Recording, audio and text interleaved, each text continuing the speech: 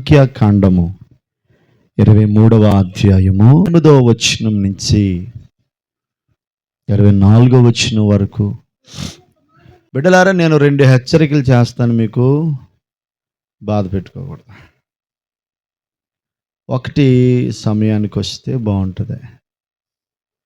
నేను చెప్పను, మీరు స్తోత్ర ప్రార్థనకి వచ్చేసారనుకో, మీకోసమే 7:30కి మార్చేసాను. నేను 7:30 నుంచి 10 వరకు జరుగుతుంది.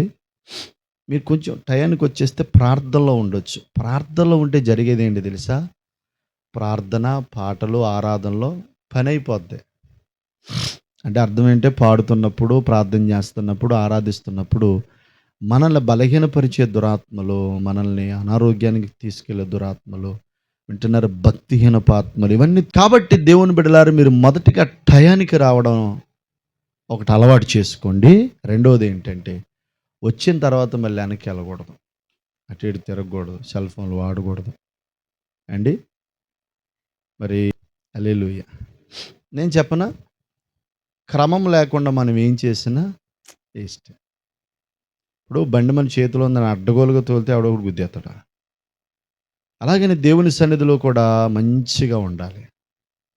మీరేం చేయాలంటే, శనివారమే ప్రార్థన చేసుకోవాలి. అయ్యగారు వస్తున్నారు కదా ప్రభా, మాతో మాట్లాడు, మమ్మల్ని బలపరచు. దేవుని మీద, వాక్యం మీద, సన్నిధి మీద ఆసక్తి ఉండాలి. అదొక్కటి లేకపోతే, ఆసక్తి అంటే ఇష్టం ఒకటి లేకపోతేనండి అన్నీ కష్టంగా అనిపిస్తాయి.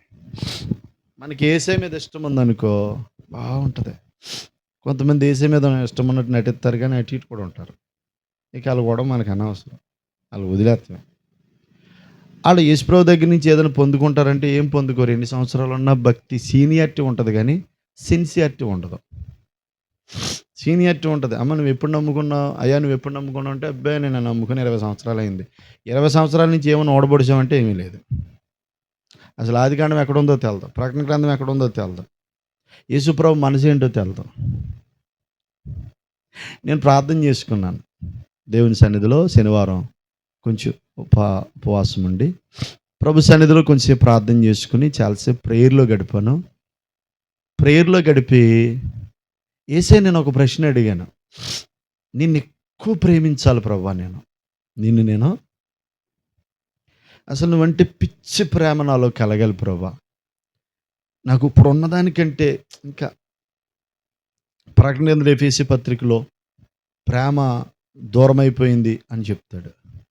నువ్వెప్పుడు నా నుంచి ఆ మాట ఎక్స్పెక్ట్ చేయకూడదు. ఎప్పుడు కూడా నన్ను కదిపితే, నన్ను ఎవరు కదిపినా, నువ్వు కదిపినా, నీ మీద పిచ్చి ప్రేమ ఉండాలి.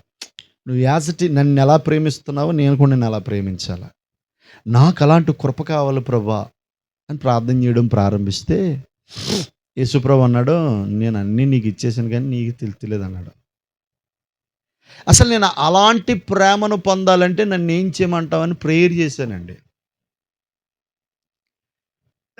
ప్రార్థన చేస్తే దేవుడు నాకు ఇచ్చిన జవాబు చాలా మహిమకరంగా ఉంది. పొద్దున్న చెప్తానన్నాను కదా. ఇప్పుడు నన్ను నువ్వు ప్రేమించాలంటే ఫస్ట్ నా కోసం నీకు తెలియాలి అని అడిగాను నన్ను. ఇప్పుడు శివా గారు గురించి నాకు తెలిస్తే, శివా గారు అంటే నాకు ప్రేమ పెరుగుతుంది, గౌరవం పెరుగుతుంది, అభిమానం పెరుగుతుంది. ఇప్పుడు ఆయనంటే నాకు తెలియనంతసేపు, నేను ఆయనతో స్నేహం చేయనంతసేపు నాకు ఆయన గురించి ఏమీ తెలియదు, ఏదో రావడం పోవడమే తప్ప. ఇప్పుడు ప్రభు నాకు చెప్పాడు, నన్ను నీవు అధికంగా ప్రేమించి నాతో అంటు కట్టబడి ఉండాలంటే ఫస్ట్ నేనేంటి నీకు తెలియాలిరా కొడక అని ప్రభు మాట్లాడితే, బాగానే చెప్పాను ఆయన, నువ్వంటే నాకు తెలియాలని, నాకు ఎలా ఎట్లా తెలుస్తుంది, నువ్వు తెలియాలని చెప్పు, నాకు ఎట్లా తెలుస్తుంది, నీ గొడవ నీ గోత్రం నాకు ఎట్లా తెలుస్తుంది అంటే, ప్రభు నాకు చాలా స్పష్టంగా మాట్లాడాడు, వాక్యము నా మనస్సు. ఆమేన్ చెప్పండి. ఏంటి, కొంతమంది వాక్యం వదిలేసండి అండి, అక్కడికి స్వస్థత జరుగుతుందండి, ఇక్కడ స్వస్థత జరుగుతుందండి, ఎక్కడికి వెళ్ళిపోతారు, తిరుగుతారు. నేను చెప్పనా, జీవితకాలం తిరిగినా నువ్వు బాగుపడవు. నేను ఎలా అంటున్నాను మరోలా అనుకోకండి. అసలు నేను మీకంటే పిచ్చిగా తిరిగేవాడిని, నేను పాస్టర్ గారు వెనకాల. ఎక్కడ స్వస్థత కూటం అంటే, ఎక్కడ ఆరాధన అంటే అక్కడ తిరిగేవాడిని. నేను చెప్పనా, ఓ పాస్టర్ గారు అన్నాడు, తిరుగునోడికి తిప్పలో, కూర్చున్నవాడికి కుప్పలో. అర్థమేంటి తెలుసా? కూర్చోవడం అంటే దేవుని 5 నిమిషాలు దొరుకుతాడు, ప్రార్థన చేసుకుంటే దొరుకుతాడు, బైబిల్ చదివితే ప్రభు నీకు అర్థమవుతాడు. అది మానేసి నువ్వు ఇటు ఇటు తిరిగితే అది ఉపయోగం లేదు కదా, అది న్యూసెన్స్ అన్నమాట. దేవునికి స్తోత్రం. యథార్థం నేను మాట్లాడేది, కానీ అది కొంచెం చేదనిపిస్తుంది. మోకాళ్ళ మీద ఉండి 10 రకాల ప్రసంగాలు వింటే మనం భక్తిపరులం అవ్వం. 10 రకాల ఊళ్ళు తిరిగితే మనం భక్తిపరులం అవ్వం. 10 మంది పాస్టర్ గారికి భోజనం పెడితే భక్తిపరులు అవ్వం. మోకాళ్ళ మీద మన గదిలో ప్రార్థన చేసి దేవుని వాక్యం చదివితే భక్తిపరులు అవుతాం. అంటలేదు మీరు, బాగా చెప్పట్లేదు. హల్లెలూయా. ఇప్పుడు మనకి లెసను మన వ్యక్తిగత ప్రయాస చెప్పటం అనేది, దేవుని బిడ్డలారా నువ్వు మరింత బలపడతావని అంతే. ఉదయాన్నే లేచి వాక్యం చదువుకుని ప్రార్థన చేసుకుని పొద్దున మట్లు ప్రార్థన చేయడం అలవాటు ఉందా? నువ్వు ఎప్పుడు ప్రార్థన చేస్తావు చెప్పనా? అన్నం తినేటప్పుడు, ప్రయాణం చేసి, నీకు ఏ రోగం రాకూడదు అండి, మార్గంలో అటో దోత ఇదోటి ఒకటి ఉండాలి, అసలు నాకు ఏ యాక్సిడెంట్లు జరగకూడదు, ఇదే నీ ప్రార్థన. అది కాదు అసలు భక్తి కదా అది. ఎవరినన్ను అడుగు. అసలు భక్తి అంటే కనీసం రోజుకి 1 గంటైనా ప్రార్థన చేసే మనస్సు. హల్లెలూయా. ప్రభు పాదాల దగ్గర కూర్చునండి, నువ్వు నాకు అర్థం అవ్వాలి ప్రభా, నా జీవితం ఎలా ఉందో ప్రభా, నా పరిస్థితులు ఎలా ఉన్నాయి ప్రభా, నా జీవిత గమ్యం ఎలా ఉంది ప్రభా, అసలు నేనేం చెయ్యాలో నాకు అర్థం కావట్లేదు ప్రభా అని ప్రభు పాదాల దగ్గర నీ గూడంతా విన్నవించుకుంటే, దానికి దేవుడు జవాబుగా నీ జీవిత గమ్యాన్నే మార్చేస్తాడు. హల్లెలూయా. నీకున్న పరిస్థితులనే మార్చేస్తాడు, నీకున్న స్థితినే మార్చేస్తాడు. నీకు ఉన్నతమైన పొజిషన్ కావాలని కోరుకుంటున్నావా? ప్రభు దగ్గర అడగ తల్లి. మోకారించి ఉదయం తెల్లవారుజామున 5 నుంచి 6 గంటల వరకు మోకాళ్ళ మీద ఉండి నీ పిల్లల కోసం, నీ భర్త కోసం అండి ప్రార్థన చేయి. నీ బిడ్డ నీ మాట వింటదే. వినకపోవడానికి కారణం నువ్వే తప్పు. నీ బిడ్డ మాట వినకపోవడానికి తల్లిదండ్రులే ప్రధాన కారకులు. ఎందుకో చెప్పనా? వాళ్ళకి భయం చెప్పరు, రెండోది వాళ్ళ కోసం ప్రార్థన చేయరు. మానకుండా ఈ వారం అంతా నీ బిడ్డ కోసం ప్రార్థన చేయి. నెక్స్ట్ వారం మార్పు కనబడపోతే నన్ను అడుగు. మనము దేవుని బిడ్డలారా ఎక్కడో ఏదో దొరుకుతుందనే కంటే, మోకాళ్ళ మీద నీ ప్రార్థనా గదిలో దేవుడు నీకు దొరుకుతాడు రా. యాకోబు 21 సంవత్సరం దేశ సంచారాలు చేశాడు, కానీ యాకోబు జీవితంలో దేవుని ప్రత్యక్షత లేదు. యాకోబు జీవితంలో దేవుడితో ఎన్కౌంటర్ లేదు. యాకోబు జీవితంలో దేవుని బిడ్డలారా కుప్పతెప్పలుగా తిరిగాడు, కానీ మనశ్శాంతి, నెమ్మది లేదు యాకోబు జీవితంలో. అసలు నెమ్మది లేదు, సమాధానం లేదు. పైపెచ్చి అంటాడు, నేను ఎండకి ఎండి తిని వానకి తడిసి తిని అబ్బో నా యాతనలో పడ్డాను అన్నాడు. నిన్ను ఎవడపడమన్నాడు రా బాబు? నేను చెప్పనా? అలా తిరిగి తిరిగి తిరిగి తిరిగి ఆ మాట చెప్తేనే ఈ మాట చెప్తేనే అన్నీ చేసి చేసి చేసి చివరికి ఎబ్బోకు రేవు దగ్గర రాత్రి అంతా కూర్చుంటే 21 సంవత్సరం పోగొట్టుకున్నది ఆ ఒక్క రాత్రిలో సంపాదించేసాడు. హల్లెలూయా. ఒక రాత్రిలోనే తన జీవిత సత్యాలు, గమ్యాలు మారిపోయాయి. యాకోబు ప్రశ్నతో ప్రయాణం చేశాడు. లాబాను దగ్గర నుంచి ప్రశ్నలతో వస్తున్నాడు, భయంతో వస్తున్నాడు.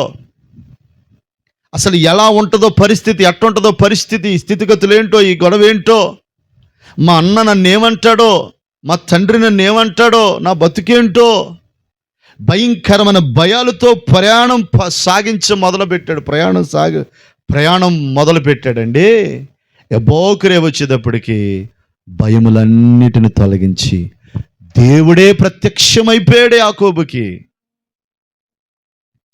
దేవుడే యాకోబుకి ప్రత్యక్షమైపోయి, దేవుని బిడ్డలారా నీ పేరేంటి రాజు, నీ పరిస్థితి ఏంటిరా, నీ గొడవేంటి తండ్రి అంటే, నాయనా నా పేరు యాకోబు, మోసగాడిని, నేను మా అన్నయ్యను మోసం చేశాను, నా పరిస్థితులు ఇవి, నా స్థితిగతులు ఇవి, నేను 21 సంవత్సరం ప్రయాసపడ్డాను, కానీ నా జీవితంలో రవ్వంత మనశ్శాంతి లేదు నాయన, నెమ్మది లేదు నాయన.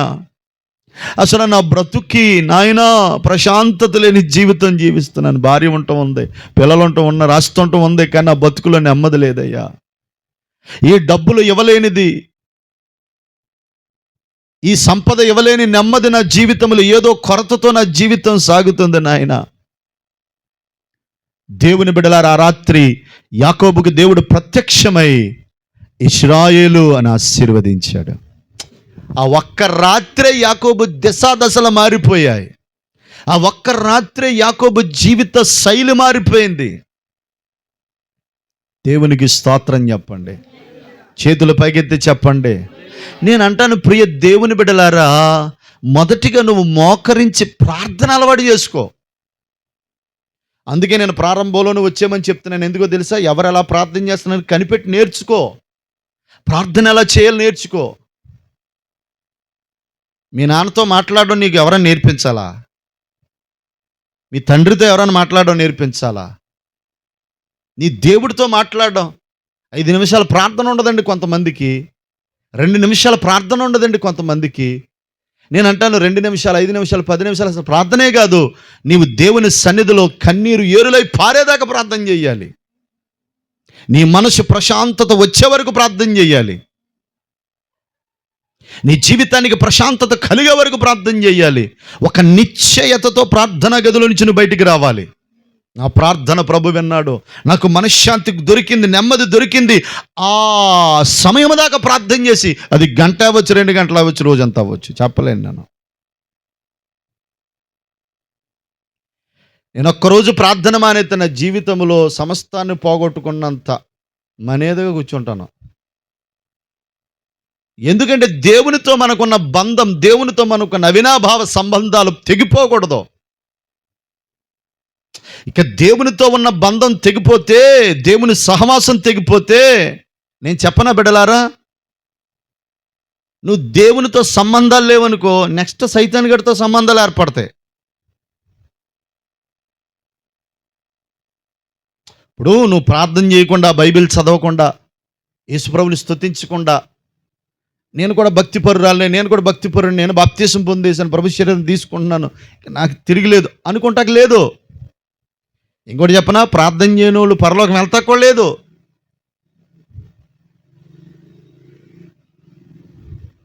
అసలు ప్రార్థన అంటే ఏంటి? నీకున్న అవసరం ఆయనకి చెప్పడం, ఆయన ఏం చెప్తాడో ఎండం. ఇదే మీ నాన్న దగ్గరికి వెళ్ళి డిఫరెంట్గా ఉంటుంది. ఏం కాదు, ఫస్ట్ స్తుతించడం. యేసు ప్రభువా నీకు స్తోత్రం, నేను గొప్పవాడు, మంచివాడు స్తోత్రం, ఆశ్చర్యకరుడు స్తోత్రం, నెమ్మదిచ్చేవాడు స్తోత్రం, కృపనిచ్చేవాడు స్తోత్రం, కనికరించేవాడు స్తోత్రం, జాలిగల దైవం స్తోత్రం, స్తోత్రం, స్తోత్రం అని నీకున్న అవసరాలు చెప్పడమే. చాలామంది క్రైస్తవ కుటుంబాలు దీవెన పొందకపోవడానికి, చాలామంది క్రైస్తవ కుటుంబాలు ఆశీర్వదించబడకపోవడానికి, చాలామంది ప్రభు నమ్ముకున్న బిడ్డలు దీవెన పొందలేకపోవడానికి కారణం ఏంటంటే ఇదే కారణం. బైబిల్ అంటదే, మీరు నన్ను అడగక ఏమీ పొందలేకపోతున్నారు, అడిగితేనే కదా పొందేది. అయ్యా నువ్వు నిజమైన దేవుడు బట్ట కదా, సత్యవంతుడు బట్ట కదా, అన్నిటినీ చేయగలవాడు అంట కదా, అందరినీ బలపరిచేవాడు బట్ట కదా, నాకున్న వ్యాధులు తీసేయగలవాడు అట కదా, చెడుపును తొలగించగలవాడు అట కదా, నెమ్మదినిచ్చేవాడు అట కదా, నాకు అదేదో చూపించిన ఆయన అంటే దేవుడు ప్రత్యక్షమవుతాడు రా. నేను చెప్పనా, అసలు మన ప్రభువే మాట్లాడే దేవుడు. హల్లెలూయా. ఆయనకున్న పేరులో మొదటి పేరు ఏంటంటే మాట్లాడేవాడు. ఆయన మోగోడు కాదు. ఆయన మాట్లాడాలంటే నువ్వు ముందు మాట్లాడాలా. నువ్వు ముందు ఆయనతో మాట్లాడితే ఆయన నీతో మాట్లాడతాడు. మొదట నా యొద్దకు రండి, నేను మీ యొద్దకు వస్తాను, నీ నోరు తెరువు నింపుతాను. దేవుని జాతర. కొంతమంది దేవుని సన్నిధిలో కొద్ది సోదరం చెప్పాలి, పాటలాడరు, చేపలు కొట్టడాలి, ఏముండవు, అర్థం వెళ్ళిపోతాం, అర్థం వెళ్ళిపోతాం. అయ్యా ఇంక నా జీవితం ఇంటికి వెళ్ళకుండా మరి ఇంటికి ఉండదు. మరి నువ్వు చెప్పింది చేయకుండా, నేను చెప్పింది చేయకుండా నీకు నచ్చినట్టు చేసేసి ప్రభు అయ్యా మరి ఏం కలుగుతలేదా అంటే ఏమీ కలగదు. దేవుని స్తోత్రం. నేను అంటాను ప్రియమైన దేవుని బిడ్డలారా, దేవుడు నీ జీవితాన్ని, నీ జీవితంలో కార్యాలు చేయాలని కోరుకుంటున్నాడు. నిన్ను ఆశీర్వదించి తద్వారా వచ్చుచున్న ఫలము అనేకులకు చూపించాలని ఆశ ఆయనకి. ఇప్పుడు నిన్ను ఆశీర్వదిస్తే ఎవరికి లాభం? దేవుడికే. నీకంటే దేవుడికి ఎక్కువ లాభం ఉంటుంది. ఎందుకో చెప్పనా? నువ్వు ఆశీర్వదించబడ్డ తర్వాత కుదురంగా ఉండవు.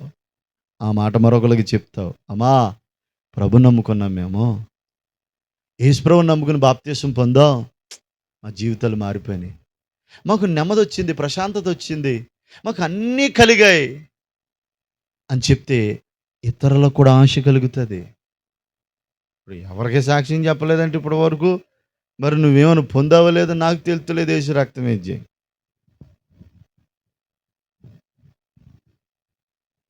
నేను అంటాను, దేవుని మనస్సు వాక్యం. అసలు నీ కొరకు ఆయన ఏమనుకుంటున్నాడు ఇందులోనే రాసి పెట్టాడు. ఈ లోకంలో నువ్వు ఎలా బ్రతకాలో ఇందులోనే రాసి పెట్టాడు. ఈ లోకంలో ఎవరితో ఉండాలో ఎవరితో ఉండకూడదో చెప్పిందే బైబిలు. నీ జీవితం దేవుని బిడ్డలారా, ఎలాగూ నీ జీవితాన్ని కట్టుకోవాలి, ఈ బైబిల్ నీకు అర్థమైతే తప్ప నీ జీవితం బాగుపడదు. నీకు వాక్యం అర్థం అవ్వాలి. పోనీ చదువులేదు, దైవజనులు చెప్పే వాక్యం వింటున్న వాక్యం నీకేమైనా బోధపడుతుందా? ఆ మాటలు నిన్నేమైనా ప్రభావితం చేస్తున్నాయా?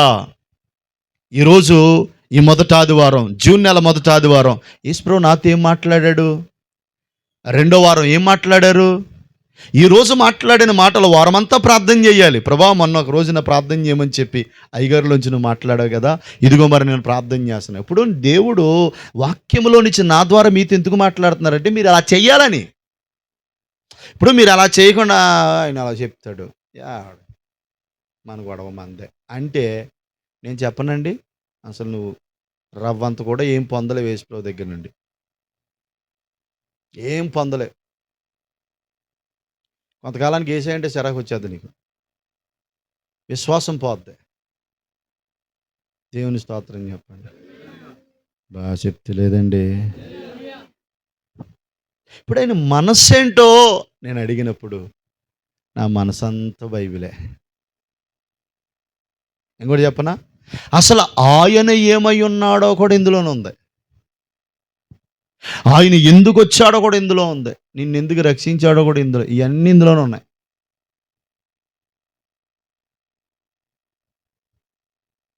దేవుని స్తోత్రం. మానవ శరీర నిర్మాణం, మానవ నిర్మాణం ఇందులోనే ఉంది. జగత్తు అందలి పునాది వేయబడక ముందే క్రీస్తులో మిమ్మలను కంటిని, మిమ్మలను కన్నాడైన. జగత్తు, నువ్వు ఈరోజు భూమి మీద ఉండడానికి ఈరోజు ప్రణాళిక కదండి, అసలు ఏమీ లేనప్పుడే నువ్వు ఈ లోకానికి రావాలని రాసింది ఆయన. దేవునికి స్తోత్రం చెప్పండి. నేను అంటాను బిడ్డ, దేవుని మనసు ఏంటో తెలుసా? వాక్యం.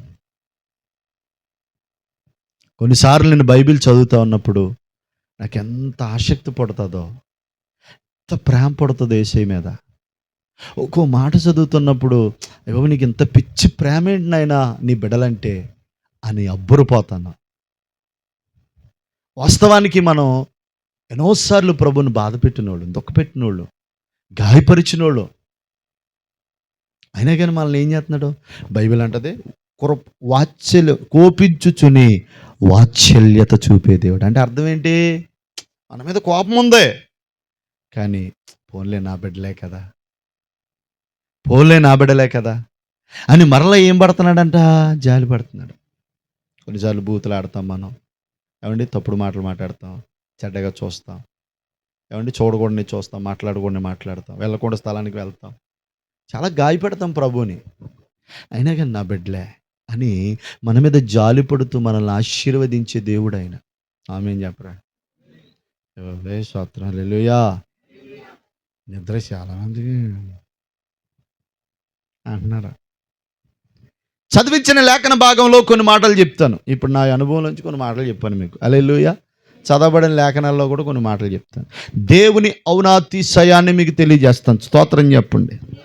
ఇప్పుడు బాలాకు అనే రాజు అండి ఇశ్రాయేలు ప్రజలను శపించమని బిలాము దగ్గరికి వస్తాడు.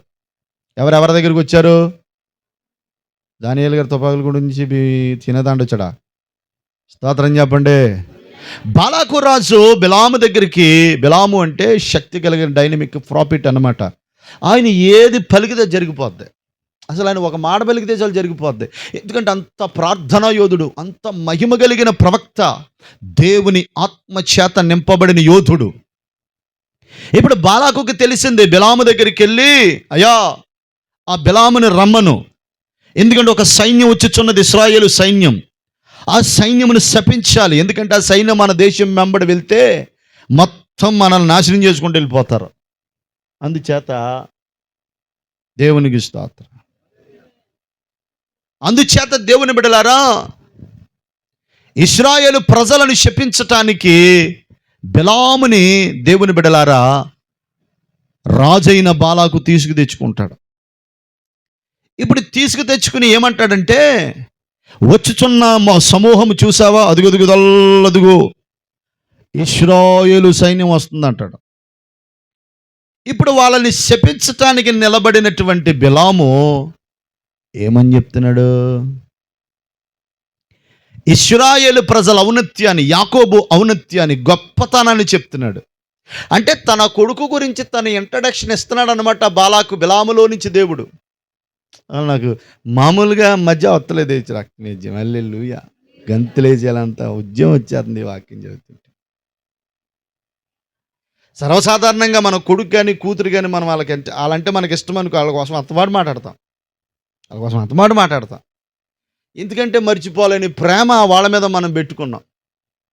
ఇప్పుడు దేవుడట బిలాములో నుంచి తన ప్రజలతో మాట్లాడుతున్నారు. ఇదంతా ఎవడకు తెలియాలని? బాలాగడి తెలియాలని. దేవుని స్తోత్రం. నేను చెప్పనా, నీకు విరోధంగా ఉన్నవారు అండి, నీకు చెడుపు చేసేద్దాం అన్నవారు, నిన్ను నాశనం చేసేద్దాం అన్నవారు, నిన్ను పడగొట్టాలన్నవారు, నీ మీద అసూయ పడేవారు, నిన్ను నాశనం చేయాలని ప్రయత్నపడేవారు అందరూ బోల్టులు ఊడిపోయేలాగా దేవుడు నిన్ను పైకెచ్చేస్తాడు. అంటలేదు మీరు స్తోత్రం. చిచ్చి బాబోయ్, ఎంత సైలెంట్ అండి. దేవునికి స్తోత్రం.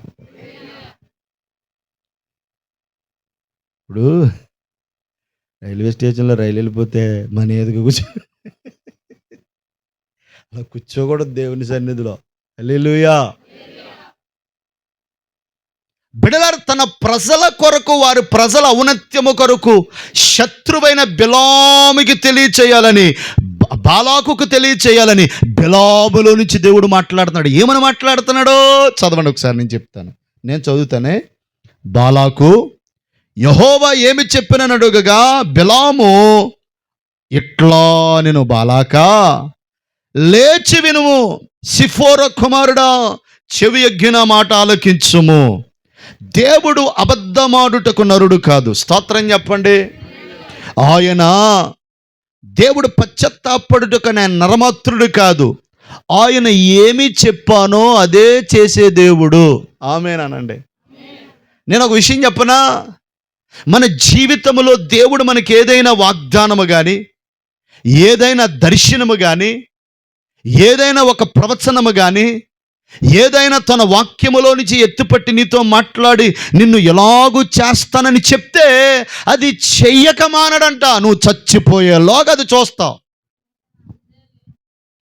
దేవునికి స్తోత్రం చెప్పండి. అబ్రహాముతో ఒక వాగ్దానం ఇచ్చాడు. ఏమన్నా తెలుసా? భూలోక వంశములన్నీ నీ మూలముగా ఆశీర్వదించబడతాయి. అబ్రహామా, నీవు నేను చెప్పినట్లుగా నీ స్వదేశమును, తండ్రి ఇంటిని విడిచి నేను చూపించు కనాను దేశమునికి వెళితే నీ సంతానమును ఇసుక రేణువులంతా, ఆకాశ నక్షత్రములంతా విస్తారంగా నేను ఆశీర్వదిస్తాను వాగ్దానం చేశాడు. బిడలారా, నేను చెప్పనా, ఈ వాగ్దానము 75వ సంవత్సరములో అబ్రహాముకు దేవుడు చేస్తే 25 సంవత్సరాలు అబ్రహాము ఆ వాగ్దానము కొరకు కనిపెడితే 100 సంవత్సరాలకి దేవుని బిడలారా అబ్రహాముకి దేవుడు చేసిన వాగ్దానము నెరవేర్చాడు. నేనంటాను, నీ జీవితంలో ప్రభు నీకు ఏదైనా చెప్తే, ఏదైనా చేస్తానంటే, ఏదైనా వాగ్దానం ఇస్తే, ఏదైనా ప్రవచనం ఇస్తే, ఏదైనా మాట చెప్పితే, భక్తుల జీవితాలలో ప్రభు చేస్తానన్న మాటలు ఖచ్చితంగా చేసే దేవుడండి. ఆయన అబద్ధమాడని వాడు. యేసు ప్రభు అబద్ధమాడడండి. అబద్ధక జనకుడు ఎవరంటే శత్రువైన సాతానండి. మనం కూడా దేవుని సన్నిధిలో సత్యముని చెప్పాలి, సత్యంగా మాట్లాడాలి. చాలామంది ప్రార్థనలో కూర్చున్నప్పుడు ఎలా చేస్తారంటే, ప్రార్థన నేను గమనించాను మా ఏరియాలో. తండ్రి, నేను ఎలాగున్నానో నీకు తెలుసు కదా నాయన. ఒక ఆవిడ అంటుంది, నా అంత నీతిమంతురాలు ఈ ఊర్లో లేదంటుంది. మొత్తం చరిత్ర చూస్తే కంపే. హల్లెలూయా. ఇప్పుడు ఎందుకు వచ్చిన అబద్ధం? యథార్థంగా ఎవరి దగ్గర ఒప్పుకోవాలా? ఇప్పుడు మనం మనుషుల దగ్గర ఒప్పుకోవద్దండి. మనము సత్యాన్ని ఎవరి దగ్గర ఒప్పుకోవాలి? ప్రభు దగ్గర ఒప్పుకోవాలి. ఇప్పుడు ప్రవక్తని శిష్యుల్లో కన్నా భార్య చాలా కష్టాల్లో ఉంది. ఎలీషా గారు వచ్చి, అమ్మ నీ ఇంట్లో ఏముందని అడిగాడు. అడిగితే ఆవిడంటది, నా ఇంట్లో ఏముందయ్యో, ఒక నూనె కుండ తప్ప ఏమీ లేదు అంది. ఓకే, అది జాలు అంది. ఇప్పుడు ఆ నూనె కుండ పక్కనెట్టి మా ఇంట్లో అన్నీ ఉన్నాయంటే ఆ పాస్టర్ గారికి ఏమనిపిస్తుంది? యారా దేవుని స్తోత్రం. ఇప్పుడు నేను చెప్తున్నాను, మనం దేవుని దగ్గర యథార్థంగా ఉండాలి, మనుషుల దగ్గర కాదు. మనుషులు నీ యథార్థతను చూడొచ్చు, చూడకపోవచ్చు, నువ్వంటే ఇష్టం అవ్వచ్చు, ఇష్టం అవ్వకపోవచ్చు, కానీ దేవుని దగ్గర యథార్థంగా మాట్లాడాలి. సమరయ స్త్రీ అని అన్నాడు, అమ్మా మీ భర్తను తీసుకురా అంటే, అబద్ధం, మా భర్త ఆవిడకి పెళ్ళి అవ్వలేదు. దేవుని స్తోత్రం. అక్కడ ఒక సంభాషణ ఉంటుంది, నేను దాన్ని చెప్పను మీకు. నేను అనేది ఏంటంటే, యెహోవాకు మరుగైనది ఏమైనా ఉందా? మరుగంటే ఏంటి? నీ గురించి ఆయనకి అన్నీ తెలుసు, నా గురించి అన్నీ తెలుసు. ఇప్పుడు ఆయన దగ్గరికి వెళ్ళి, ప్రభు నేను అంత నీతిమంతురాలు నాయన, నేను పరిశుద్ధుడు నాయన, మరి నేను అసలు అలా అంటే నేను ఏమంటాడా? ఒరే తల్లి మేనమామ పుట్టిల్లు ఏంటి ఏదో ఉంటుంది, తల్లి పుట్టిల్లు మేనమామకు తెలదా? ఎరా తల్లి దేవుని స్తోత్ర, యేసు ప్రభుకి తెలదా అన్నీ? ఇప్పుడు నేను పుట్టించినోడు నువ్వు దగ్గరికి వెళ్ళి, ప్రభా అలగలగానే అబద్ధాలు ఆడితే ఎంత సరాగండి. నీవు జీవితం సత్యంగా ఆయన దగ్గర ఉండాలి. ప్రభా నా జీవితం ఇది, నా గమ్యం ఇది, మా పరిస్థితులు ఇవి చెప్పగలగలరా? నాయేను ఊరిలో నిస్సహాయ స్థితిలో నిలువునా కృంగిన వెదవరాలిని చూసి పాడెను ముట్టే శవముకు ప్రాణం పోసి విధవరాల కన్నీటిని తుడచిన యేసయ్యా, యేసయ్యా నీతో చెప్పాలని ఉందిన జీవితాన్ని నేను చెప్పకనే తెలుసు కదా నా జీవితం, గుండెలోనా గూడు కట్టినా. అసలు యేసయ్యకి మన జీవితంలో మరుగైనది లేదంట. ఎన్ని నరాలు ఉన్నాయో తెలుసు, రక్తం ఎంత ఉందో తెలుసు, అన్నీ తెలుసండి. ఇప్పుడు రెబ్బకమ్మ నిప్పులు వస్తున్నాయి, పురుటి నిప్పులు. మన వాళ్ళు ఎక్కడికి వెళ్తారండి? కానీ ఆవిడ యేసుప్రభు దగ్గరికి వెళ్తే యేసుప్రభు స్కానింగ్ తీశాడు. అమ్మ నేను కడుపులో కవల పిల్లలు ఉన్నారు, పెద్దోడు చిన్నోడికి దాసి అవుతాడు, ఒకడు ఎర్రోడు ఒకడు నల్లోడు ఇంకొకడు మెడట్టుకుని ఉన్నాడు. అసలు మొత్తం రిపోర్ట్ చెప్పేస్తానండి యేసుప్రభు. మన వాళ్ళు ఎన్ని రాస్తారో ఇప్పుడు దేవుని స్తోత్రం. స్కానింగ్ అండి, సిసిసి, ఈసిసి అన్నీ. ఇగో మా బిడ్డ ఉంది ఇక్కడ, అల్లెలు. ఇప్పుడు స్కానింగు అండి, తర్వాత ఎక్స్రే లేకుండానే మొత్తం అంతా ఏం చెప్పేస్తున్నాడు యేసు ప్రభు? ఆమె జీవితాన్ని చెప్పేస్తున్నాడు. నీ కడుపులో ఇద్దరు ఉన్నారో, పెద్దోడు చిన్నోడికి దాసుడు అవుతాడు. హల్లెలూయా. మొత్తం పుట్టుపోతరాలు చెప్పి అంటే నీకోసం అన్నీ తెలిసిరా యేసయ్యకి.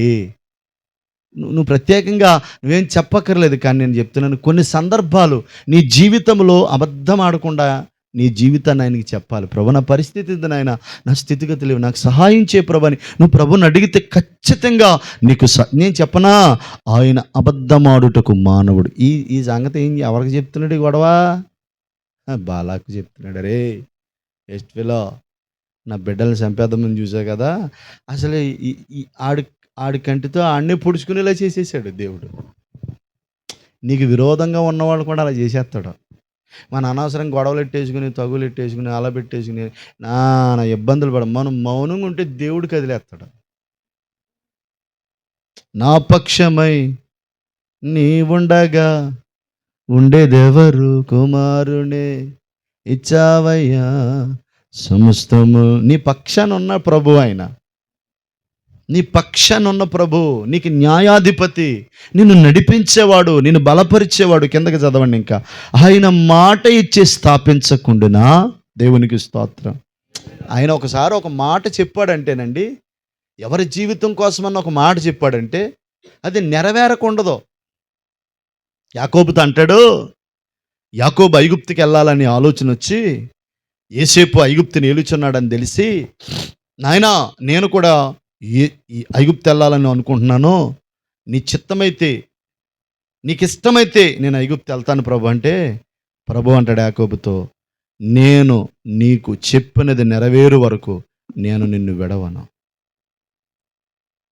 ముదిము వచ్చే వరకు నీకు తోడై ఉంటాను. అసలు ఎంత అద్భుతం. ముదిమంటే ఏంటి? పండు ముసలోడిపోయి మరణ మరణ మరణ పడకలో ఉన్నా నేను నీకు తోడుంటాను. అంత కృప పొందేశాడు యాకోబు ఒక రాత్రికి. 21 సంవత్సరం చేయలేంది ఒక రాత్రి చేసేసింది యాకోబు జీవితం. ఎవడన్నా ఒక రాత్రి అని దేశప్రభుతో గడపండి. నేను అప్పుడప్పుడు గడుపుతూ ఉంటాను, మంచి మజా వచ్చేద్ది. దేవుని స్తోత్రం, హల్లెలూయా. ఒక రాత్రి యేసుప్రభుతో గడపండి, చక్కగా టీవీ పెట్టుకోండి, రాత్రంతా ప్రార్థన చేయండి, అసలు నీ జీవితం మారిపోద్ది. హోల్ నైట్ అంటే అదే ఉపవాస ప్రార్థన, సంపూర్ణ రాత్రి ప్రార్థన, మోకాళ్ళ ప్రార్థన, కన్నీటి ప్రార్థన, రోదన ధ్వనితో కూడి ఈ ప్రార్థనలు మనకి అలవాటు అవ్వాలి తల్లి. హల్లెలూయా, ఆమేన్ చెప్పండి.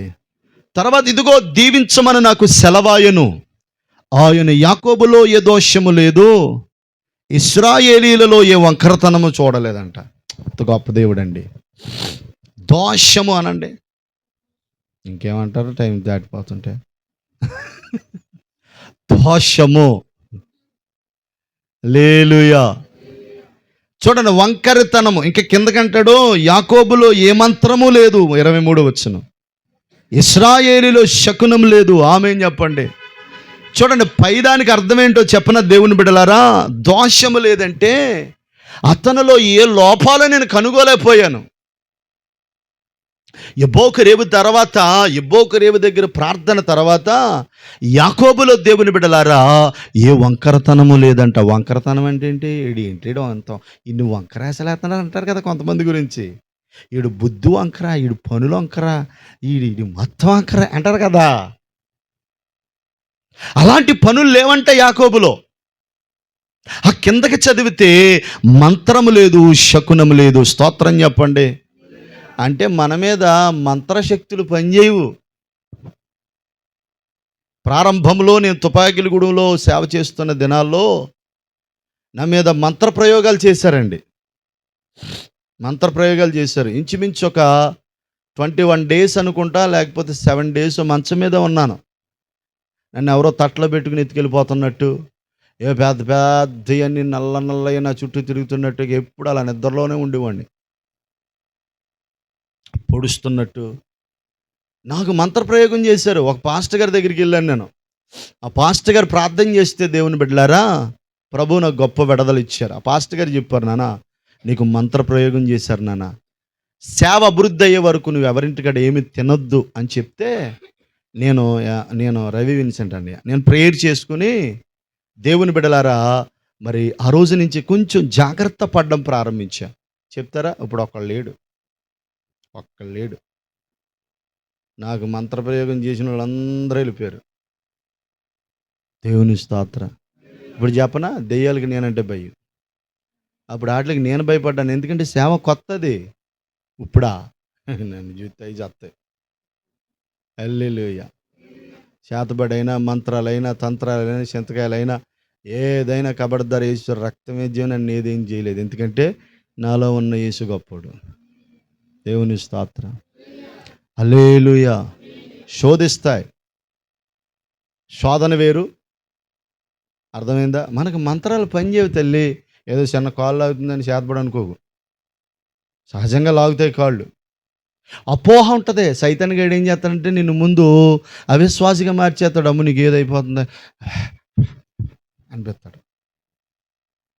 అప్పుడు నువ్వే గాబరపడవు. చిచ్చి మోకాళ్ళ మీదకి వచ్చే, ప్రభా నీకేంటి అలా బలహీనంగా ఉంది, నాకు సహాయం చేయి, స్వస్థపరిచినాయన. పోనీ కనీసం 2 సార్లు అంటే వినపడలేదనుకో, 4-5 సార్లు అంటే ప్రభు ఎండా నీ ప్రార్థన. హల్లెలూయా. నేను అంటాను, మంత్రాలు మన మీద పనిచేయవురా తల్లి. ఒకవేళ నిజంగా మాంత్రిక శక్తులు నీ మీద పనిచేస్తున్నాయంటే నువ్వు కరెక్ట్గా భక్తిలో లేవని అర్థం.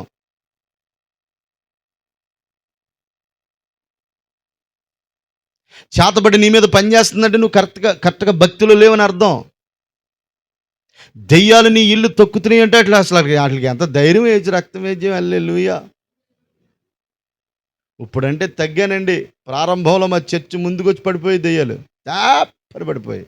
ఇప్పుడు ఈ దెయ్యాలు మినిస్టర్ చేయాలంటే కొంచెం టైం ఎక్కువైపోతుంది. అందుకని కొంచెం తగ్గించుకుంటూ వచ్చాను. హల్లెలూయా. ఇప్పటికీ ఒక్కోసారి వెళ్తాను, ఒకసారి పట్టుకుంటే మళ్ళీ 1-2 గంటలు వెలవెల్లాడతాయి. నేను అంటాను, మనలో యేసయ్య ఉన్నాడు, మనలో వాక్యం ఉంది, మనలో ప్రార్థన ఉంది. వాక్యం ఉంటే, ప్రార్థన ఉంటే, యేసయ్య ఉంటే మంత్రాలు నీ దగ్గరికి ఎందుకు వస్తాయి? చేతబడి నీ దగ్గరికి ఎందుకు వస్తుంది? చెడుపు నీ దగ్గరికి ఎందుకు వస్తుంది? దురాత్మ నీ దగ్గరికి ఎందుకు రాదు? దానికి అధికారం లేదు. ఎందుకంటే నువ్వు దేవుని ప్రభుత్వం కింద ఉన్నావు, యేసయ్య రక్తం కింద ఉన్నావు, యేసయ్య శరీరం కింద ఉన్నావు. దేవునికి స్తోత్రం. అసలు నేను అది ముట్టడానికి నేను అంటాను చెప్పనా, ఇశ్రాయేలు నిన్ను ముట్టినవాడు నా కనుగుడ్డును ముట్టినట్టు అన్నది వాక్యం. అసలు నేను ముట్టుకుంటే యేసుప్రభుని ముట్టుకున్నట్టే. యేసుప్రభుని ముట్టుకుంటూ ఊరుకుంటాడా? సైతాన్ గాని ఊరుకుంటాడా? మన మాత్వాడు పద్దాక సైతాన్ అనకూడదు, పేరు ఎత్తకూడదు. హల్లెలూయా. యేసుప్రభు పేరు ఎక్కువ ఎత్తాలి, యేసు రక్తం ఎక్కువ చెప్పాలి, స్తుతులు ఎక్కువ చెప్పాలి. అత్తమాటు రోజులో 20 సార్లు సైతాన్ అంటే ఆడు ముందుకు వచ్చి ఆళ్తాడు. నన్ను బాగా స్తుతించుచున్నావు బిడ్డా, నువ్వు నన్ను మర్చిపోలేదు. ఆడు మర్చిపోయాడు కానీ నువ్వు మర్చిపోతలే మాట్లాడితే. చైతానో. హల్లెలూయా. యేసుప్రభు పేరు ఎక్కువ చెప్పాలి, యేసు రక్తం ఎక్కువ చెప్పాలి, స్తుతులు ఎక్కువ చెప్పాలి. ఆడి పేరు ఎప్పుడో ఒకసారి వాడాలి. దేవునికి స్తోత్రం. అదే ఇతరులకు చెప్పడం కోసమే. యాకోబులో మంత్రం లేదంట, ఇశ్రాయేలులో శకునం లేదంట. అంటే మనం శకునాలు చూసుకోకూడదు. స్తోత్రం చెప్పరా.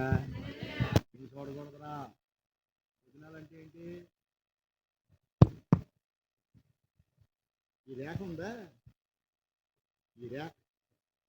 ఈ రేఖ నిన్నేమ్మా.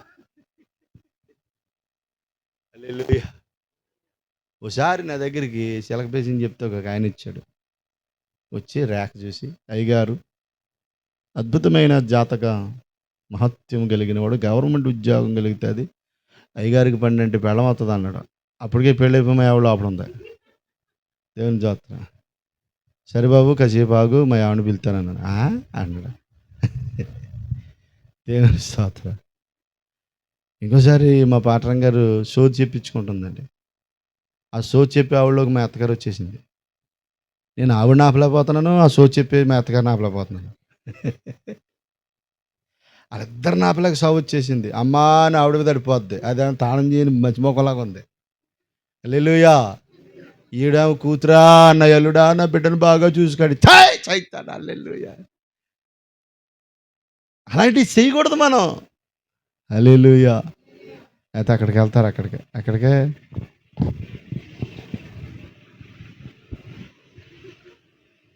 ఒక ఆవిడ అండి లంగా బొందులో కట్టింది. ఏంటి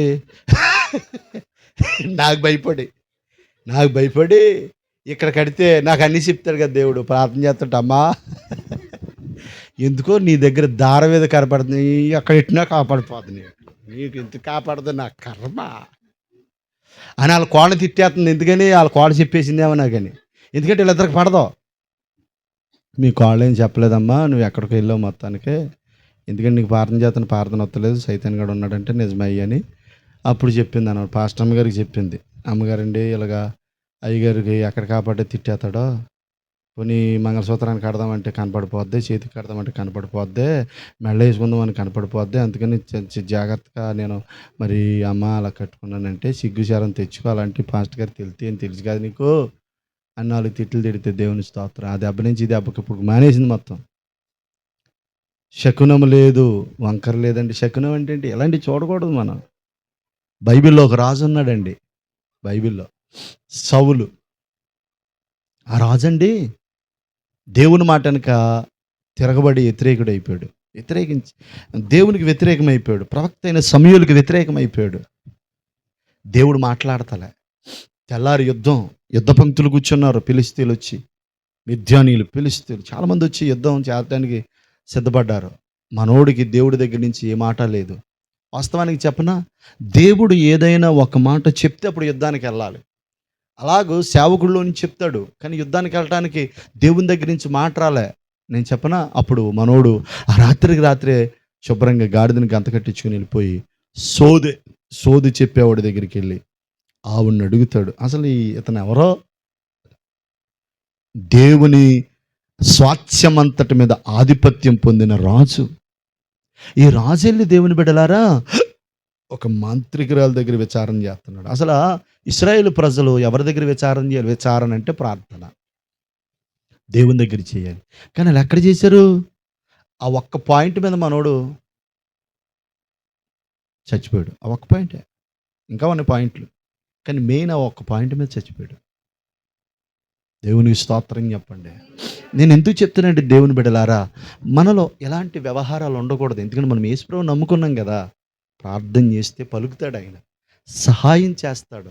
ఒకవేళ మన ప్రార్థన సరిపోవట్లేదు అనుక బలం, దైవజనుని పిలవాలి, సంఘాన్ని పిలవాలి, అందరూ కూర్చుని ఉపవాసం ఉండి, అయ్యా మా ఇంటిలో పరిస్థితులు బాగాలేవని ఓ రోజు ఉపవాస కూటం పెట్టాలా. ఉపవాస కూటం పెట్టి ఉదయం నుంచి 3 దాకా, మరి అయ్యగారు అంత దూరం నుంచి వస్తాడా, నువ్వు అర్ధరాత్రి ఫోన్ చేసి తెల్లారికి వచ్చేస్తాను. నాకు సంఘమే మెయిన్ కదా. హల్లెలూయా.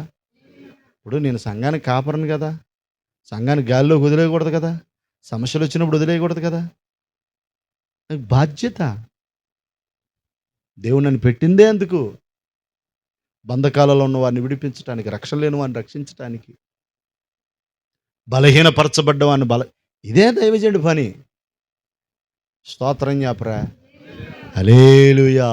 కానీ నీ బలం సరిపోలేదనుకో, సహాయం తెచ్చుకుని ప్రార్థన నడిపించాలి, అప్పుడు గొప్ప విడుదల వస్తుంది. అలాగే నేను ఎన్ని విడుదల కార్యాలు చేశాను నా సేవలో. ఎందుకు చెప్తున్నానండి దేవుని బిడ్డలారా, దేవుడు వాగ్దానం ఇస్తే నెరవేరుస్తాడు. హల్లెలూయా. బాగా చెప్పండి, హల్లెలూయా. చూడండి, ఆయా కాలముల యందు దేవుని కార్యములు యాకోబు వంశస్థులకు ఇశ్రాయేలీలకు తెలియచెప్పి, ఇదిగో ఆ జనము ఆడసింహం వలె లేచును, అది సింహం వలె నిక్క నిలుచును, అది వేటని తిని చంపిన దాన్ని వాడి రక్తము త్రాగును. చూడండి బిడ్డలారా, అంత చురుగ్గా ఉంటారంట. ఎవరో? దేవుని పిల్లలకి చురుకు ఉండాలండి. చెప్పండి ఏంటి? చూపులు అన్నారు అమ్మాయి నిద్రాత చురుకు ముగించేనా? కారులో నిద్ర అయినా అంతకు నిద్రాతలే, నాకు అతిపాటిగా ముగించేది. చేతులు పైకి స్తోత్రం చెప్పండి. చూడండి, దేవుని పిల్లలకి చురుకుదనం ఉండాలి. అలర్ట్నెస్, మెలకువ, ఇది చాలా ప్రాముఖ్యం. మా ఇంటి దగ్గర పిల్ల పరిచయం చేస్తుంది, అర్ధరాత్రి 2 గంటలకు వెళ్ళి స్వాతి అంటే లేచిపోతాయి. చాలా మెలకువ పిల్లకి. అలాగే మనకి చురుకు ఉండాలి. యేసుప్రభువు అంటాడు, మెలకువగా ఉండి శోధనలో ప్రవేశించకుండా ఉండినట్లు. చూడండి, శోధన అంతా వచ్చి కుటుంబాన్ని అల్లాడించేసిన తర్వాత ప్రార్థన కాదు. చురుకుదనం అంటే ఎలాగా? చిన్న శ్రమ రాగానే మోకాళ్ళ మీద పడిపోవాలా, చిన్న శ్రమ రాగానే ఉపవాసాలు పడిపోవాలా, చిన్న శ్రమ రాగానే సంఘంతో కలిసి ప్రార్థన చేసేయాలి. హల్లెలూయా. అలాంటి ఆత్మలో చురుకుదనం ఉండాలి దేవుని పిల్లలకి. కాబట్టి ఈరోజు అలాంటి ఒక కృప కోసం మనం ప్రభు సన్నిధిలో వేడుకుందాం. ప్రభు తన మాటలను దీవించునుగాక. అందరూ మోకాళ్ళ మీదకి రండి. అమ్మ, ప్రభు శరీరానికి అర్హులైన వారు చక్కగా మీరు సిద్ధపడండి.